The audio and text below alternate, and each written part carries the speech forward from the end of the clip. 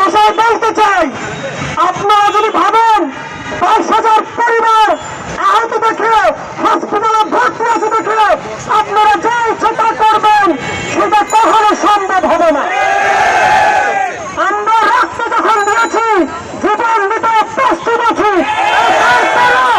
এই খুনি হাসিনাকে বাংলার মাটিতে কোনোভাবেই দ্বিতীয়বার তাকে আসার জন্য আমরা সুযোগ দেব না। জনাব ওয়াকারুজ্জামান স্যারকে আমি বলতে চাই, উপর দিয়ে ফিটফাট, ভিতর দিয়ে সদরঘাট আমরা চাই না। আপনার কাছে আমি স্পষ্ট ভাষায় জানতে চাই, আপনার চাচ্ছেন নাকি আমাদেরকে বলবেন? আপনি কি স্বৈরাচার শেখ হাসিনার পক্ষপাতিত্ব করতে এখানে আছেন, নাকি বাঙালি 18 কোটি বাঙালির প্রাণের দাবি বাস্তবায়ন করার জন্য এখানে আছেন? আপনারা অনেক কিছু অনুমান করতেছেন, আমরা কিচ্ছু বলতেছি না। আমাদের আহত ভাইদের মধ্যে বিশৃঙ্খলা সৃষ্টি করতেছেন, তাও আমরা কিচ্ছু বলতেছি না। আপনারা যদি ভাবেন আহতরা এক না, সেটা আপনাদের ভুল ধারণা। একসাথে দুইটা পার্টি থাকলে বাড়াবাড়ি লাগবে, এটা স্বাভাবিক।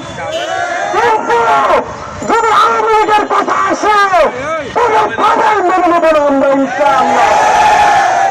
যত বড় বল না কেন, যত কমদের বল না কেন, যে যাই বল না কেন, আওয়ামী লীগের বিরুদ্ধে আমরা 10,000 পরিবার একসাথে আবার রাজপথে নামতে প্রস্তুত আছি, ইনশাআল্লাহ। যে কোনো উপায় হোক আওয়ামী লীগ নিষিদ্ধের দাবি এটা বাস্তবায়ন করতে হবে। আওয়ামী লীগকে কোনোভাবেই নির্বাচনে আসার সুযোগ দেওয়া যাবে না। বরঞ্চ আওয়ামী লীগের দোষীদেরকে খুঁজে খুঁজে আইনের আওতায় এনে শাস্তির ব্যবস্থা করতে হবে এবং স্বৈরাচার শেখ হাসিনার ফাঁসি কার্যকর করতে হবে।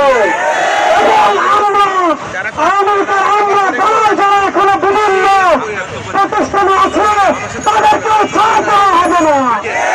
আমরা সুযোগ দিয়েছি, আপনারা ভালো হয়ে যান।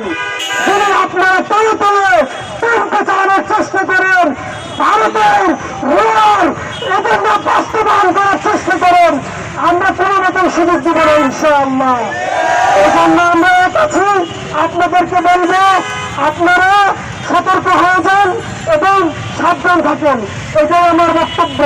ধন্যবাদ। প্রিয় উপস্থিতি, এই মুহূর্তে আপনাদের প্রিয় উপস্থিতি এই মুহূর্তে আপনাদের বক্তব্য রাখবেন আমাদের